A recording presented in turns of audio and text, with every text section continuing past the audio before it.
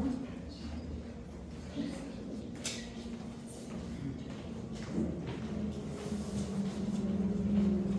irmãs, meus irmãos, boa noite. Que Jesus nos abençoe, nos envolva na sua paz. Bem feliz por retornar a essa casa e fazer aquilo que nós mais amamos. Conversar sobre Jesus, seu Evangelho, mensagem que Ele nos trouxe e procurar também aprofundar um pouco mais o entendimento, sairmos da superficialidade com que temos ao longo desses 2000 anos olhado para o legado de Jesus. E o que me foi solicitado pela casa é que falássemos de uma expressão de Jesus bastante forte sobre os escândalos, que se a vossa mão, ele falando para nós, se a nossa mão fosse motivo de escândalo, cortai-a, né? Vamos cortar, bem forte isso, né? Então vamos procurar entender os contextos que Jesus estaria querendo dizer com isso. E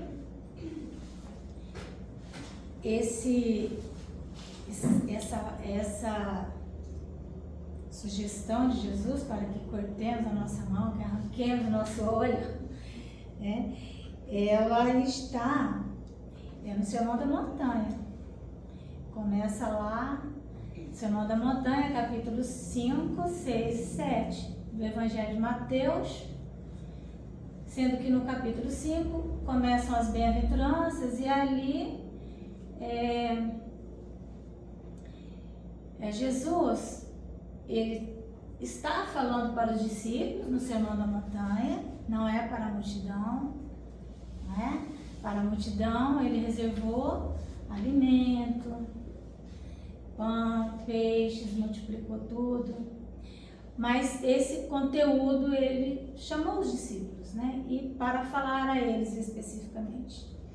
Então, ele está inserido aqui no Evangelho, no capítulo 8, bem-aventurados os que têm puro o coração, porque é também uma das bem-aventuranças que Jesus diz assim, né, para os discípulos, porque no capítulo 5 ele fala das virtudes que o discípulo precisava alcançar em si mesmo, que é a virtude. Virtude é força.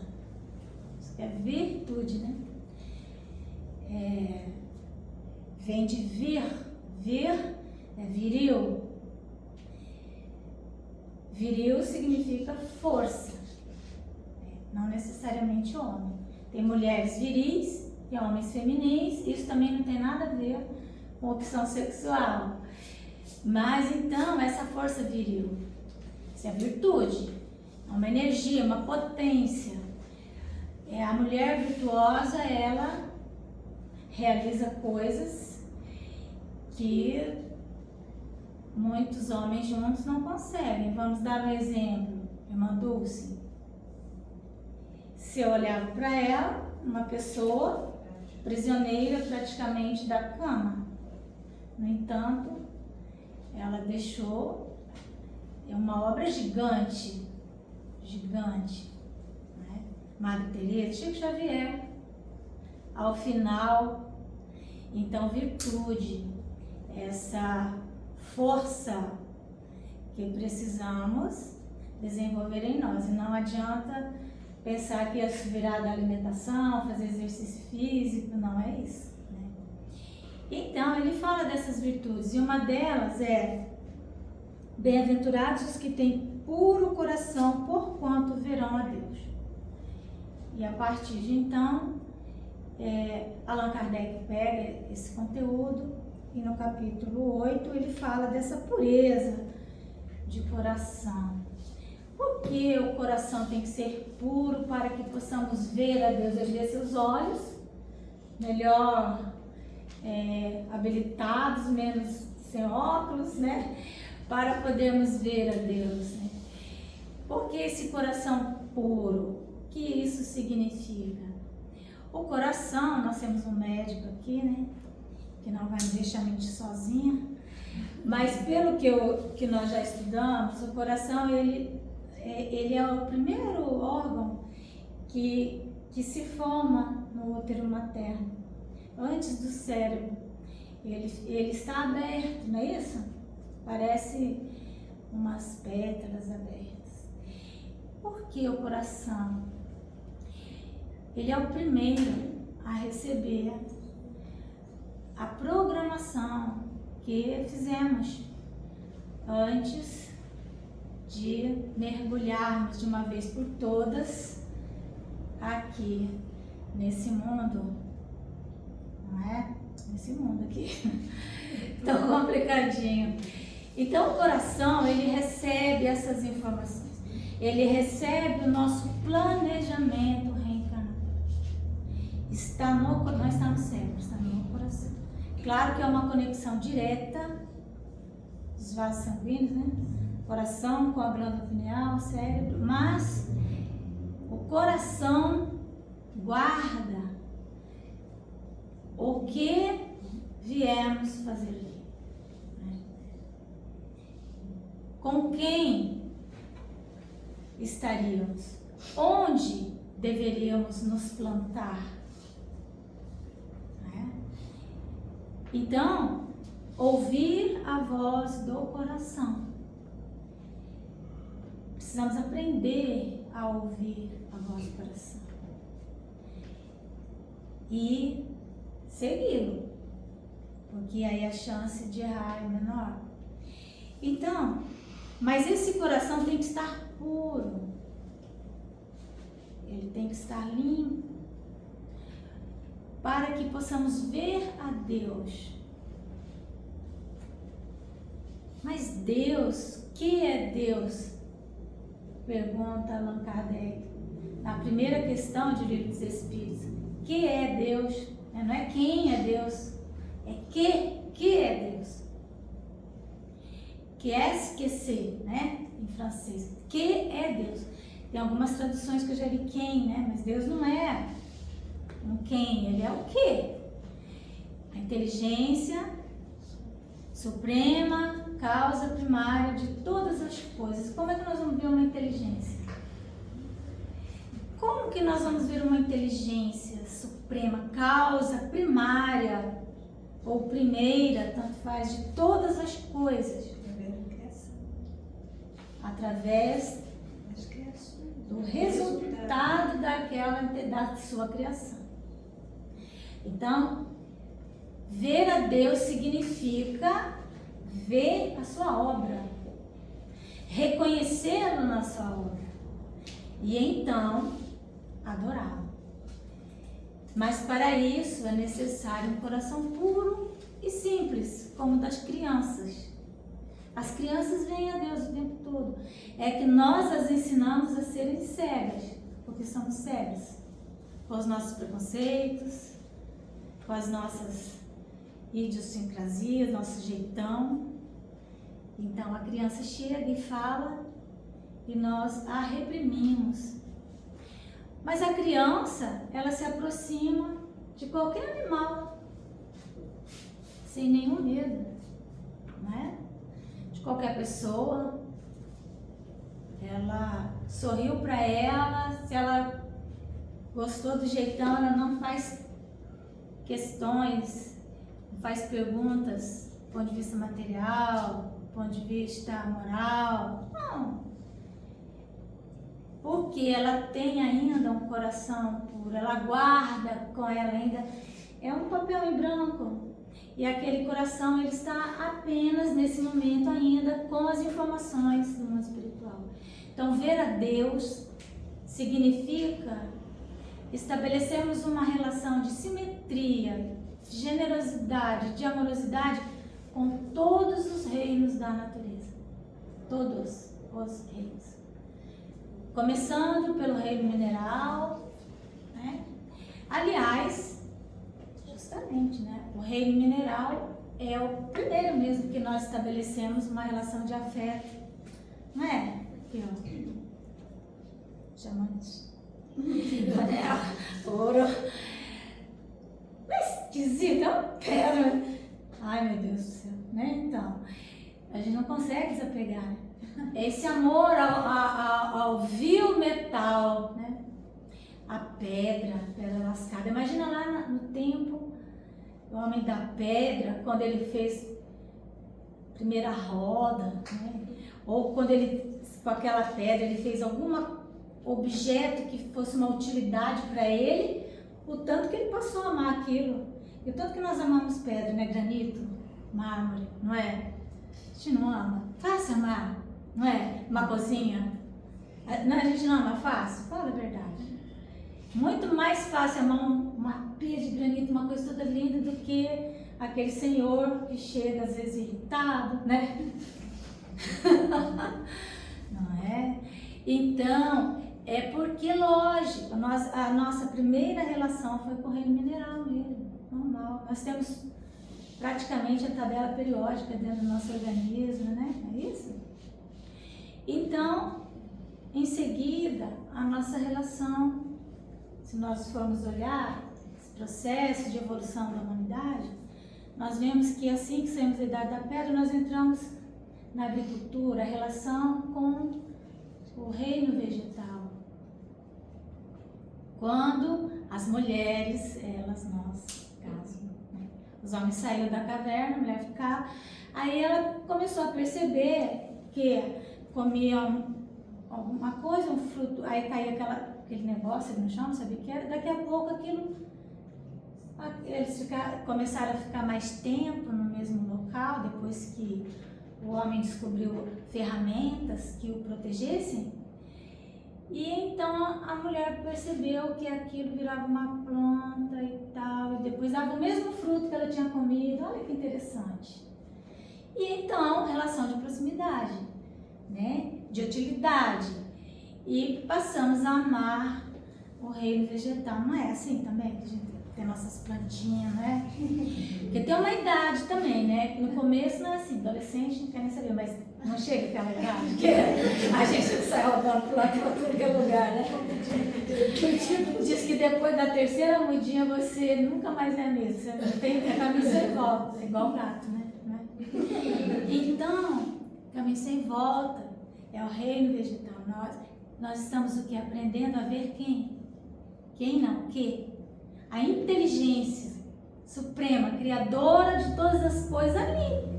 Porque você fica olhando, mas como? Você fica olhando para uma banana. Toda vez que eu pego uma banana para comer, eu fico.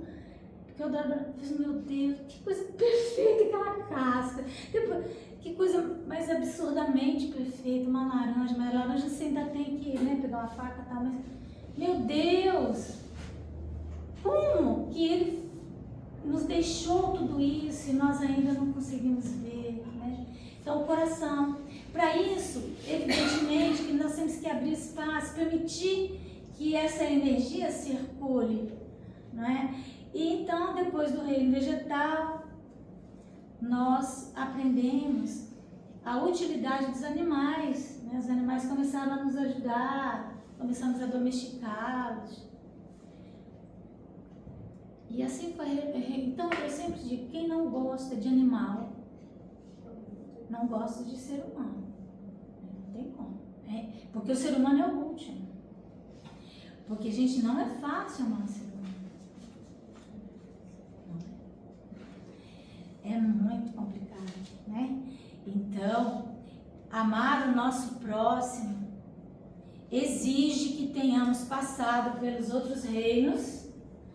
E só assim conseguiremos, então, tempo e foco para olhar, porque senão nós vamos sempre estar meio que fugindo daqui e dali. Então, mas eu não gosto de bicho, porque eu não sei o que, daí eu já fico, você não gosta de bicho, essa pessoa. Acho melhor ir lá, porque é mais fácil você desenvolver a afetividade, porque nós temos o afeto em semente, tem que desenvolver. Não é muito mais fácil desenvolver, por exemplo, com brilhante, né, com ouro, desenvolver a afetividade. Está no Evangelho, tem pessoas que dedicam grande amor a coisas materiais e a animais, mas é o amor. Então, é muito mais fácil o animalzinho, porque um cachorro, por exemplo, você coloca um cachorro dentro do bagageiro, o carro esquece, 2 horas depois você abre, ele pula e você te beija. Gato não vai fazer isso, mas o cachorro vai. O gato nunca mais volta no seu gato. Agora, põe o ser humano ali dentro, deixa assim 2 minutos para ver o que ele sai falando. Então, é com esses reinos que nós desenvolvemos o afeto, com as nossas plantinhas, com a nossa rosa, com isso que o outro. E só então estaremos habilitados para enfrentar a nós mesmos, né? Porque o outro é nosso espelho. Então, Jesus fala assim para nós. Nesse mesmo momento em que ele está falando isso, ele diz assim, olha, quando ele fala que é melhor a gente cortar a mão do que ela seja motivo de escândalo. Então, eu vou ler para vocês. Se algum escandalizar a um destes pequenos que creem em mim, melhor fora que ele atasse ao pescoço uma dessas mós que um asno faz girar. Sabe? Quando o asno girava, aquela coisa de pedra, não era? Pedra de milho. E que o lançassem no fundo do mar. Olha, Jesus acho que estava... Nessa hora ele quis mostrar mesmo o quanto ele ficava indignado quando um dos pequenos era escandalizado. O que é esse pequeno, o que é esse escândalo? Ai do mundo por causa dos escândalos, pois é necessário que venham escândalos, mas ai do homem por quem o escândalo vem. É necessário, mas ai daquele. Tende muito cuidado em não desprezar um destes pequenos. Declaro-vos que seus anjos no céu veem incessantemente a face de meu Pai que está nos céus, porquanto o Filho do Homem veio salvar o que estava perdido. E se a vossa mão ou o vosso pé vos é objeto de escândalo, cortai-os e lançai-os longe de vós. Melhor será para vós que entreis na vida, tendo um só pé ou uma só mão, do que terdes 2 e serdes lançado no fogo eterno. Se o vosso olho vos é objeto de escândalo, arrancai-o e lançai-o longe de vós. Melhor para vós será que entreis na vida, tendo um só olho, do que terdes 2 e serdes precipitados no fogo do inferno. Então, escândalo, nesse contexto, não significa aquele arruído que tem sempre um conteúdo moral, um conteúdo de exposição pública de alguém. Isso também é um escândalo, mas esse escândalo aqui é todo resultado do mal moral, das mazelas que trazemos em nós e que elas, evidentemente, vão realizar obras escandalosas. E quando ele diz assim, se algum escandalizar um desses pequenos que creem em mim, que são esses pequenos? Senão as almas mais primárias, aqueles que dependem da inteligência, do conhecimento do outro. Não é nada muito diferente disso. Qualquer um de nós que detenhamos um conhecimento, não temos o direito de escandalizar a ninguém, de causar em ninguém vergonha. Ele fala aqui, nada que vá de encontro ao decoro, né? O que é decoro? vem de corar. Quando nós nos sentimos assim humilhados, às vezes nós vamos num ambiente, né? Tem uma pessoa ali que ela tem maior capacidade intelectual, nós estamos dependendo para qualquer coisa, não importa qual seja o nosso ofício. E então, a pessoa detentora desse conhecimento, ela vem e dá aquilo que a gente chama de uma carteirada, né? Não é? Praticamente mostra o diploma para nós. E isso vai de encontro ao nosso depois. A pessoa fica com vergonha, fica vermelha, né? Se é vermelha. Todas as vezes que alguém faz isso com outra pessoa, então pode ser quem? Qualquer um. Aquele que está na sua casa, te ajudando, sua empregada doméstica, qualquer pessoa sobre a qual tenhamos algum tipo de autoridade, né? Ou superioridade, ou seja o que for, que ela dependa, o cuidado que temos que ter para não escandalizar a pessoa, não humilhar. Veja que é muito maior do que sair por aí fazendo coisas graves que facilmente são detectáveis por nós, né? Uma coisa mais séria do ponto de vista moral, não precisamos prestar atenção, né? Escolhemos fazer porque queremos. Mas, então, ele diz assim, todas as vezes que nós humilharmos os pequenos, aqueles que estão numa posição de subalternidade, seja qual for, então, subalterno pequeno. E as almas primárias, elas têm algo a mais. São aquelas almas que recém saíram do estado de selvageria. Então, elas precisam de direcionamento. Elas precisam de orientações seguras. E muitos homens utilizam a sua inteligência para tirar a ideia de Deus da cabeça dessas pessoas, para eliminar Deus das suas vidas. Então imagina a responsabilidade desses inteligentes. Então tudo isso é um escândalo. Agora, por que é necessário que venha o escândalo? Então, o livro dos Espíritos está dividido em 4 partes, né? Vamos colocar aqui primeira parte, segunda parte, terceira parte, quarta parte.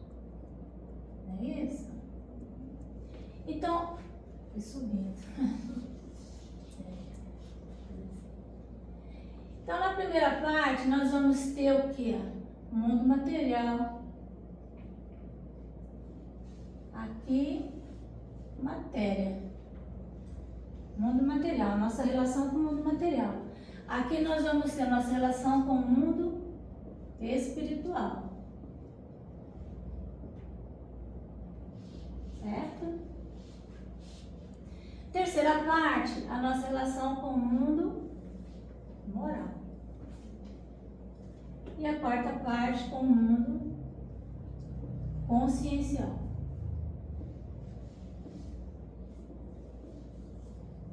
Para nos interessar, isso aqui, nesse momento, né, dos espíritos. Segunda parte.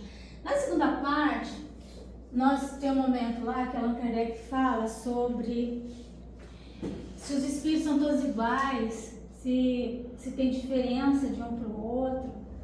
E os espíritos nos respondem que existem diferentes ordens de espíritos, né? Então, são diferentes ordens. Nós temos 3 ordens, isso é didático. Essa escala é ao infinito.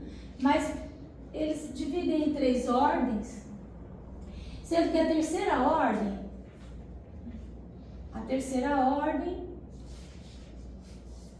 ela possui nela 5 classes. Essa terceira ordem é onde estão os espíritos chamados imperfeitos, né? Os imperfeitos.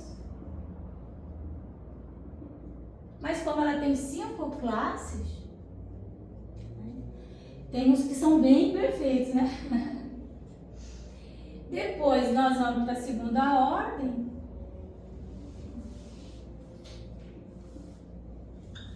E nós temos aqui mais 4 classes. Sendo que a primeira começa com os espíritos bons e termina com os de sabedoria, se eu não me engano. E depois a primeira é os espíritos perfeitos, né? Então ela tem uma classe única. Então veja, aqui nós temos 5 classes.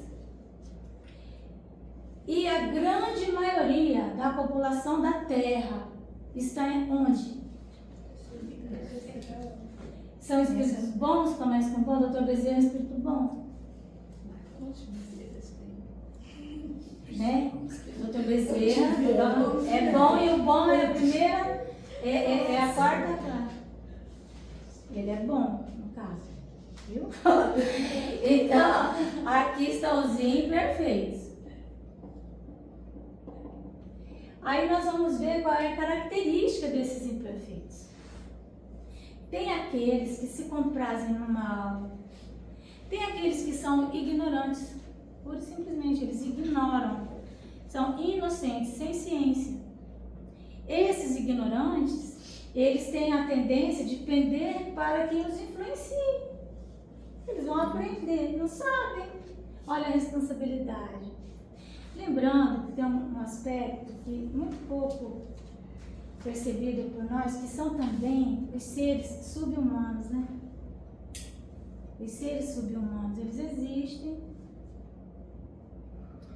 E os sub-humanos, eles estão ali, vamos dizer assim, eles têm responsabilidades e tal, mas eles, os sub-humanos, assim como os animais, eles também sofrem influência dos humanos.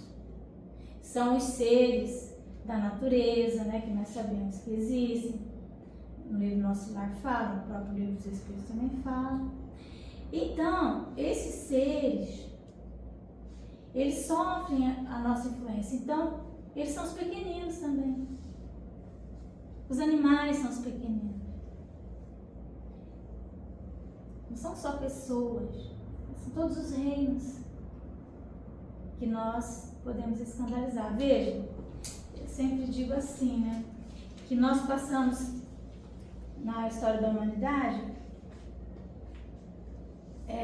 sempre supondo que a relação com Deus estaria, que Deus precisaria de coisas, né? Então, fazíamos sacrifícios, primeiro humanos, né? Depois começamos assim, os sacrifícios que eu fazia. Lembra que eu falei que o último que nós vamos amar é quem? O ser humano. Qual foi o primeiro que nós começamos a sacrificar? O ser humano.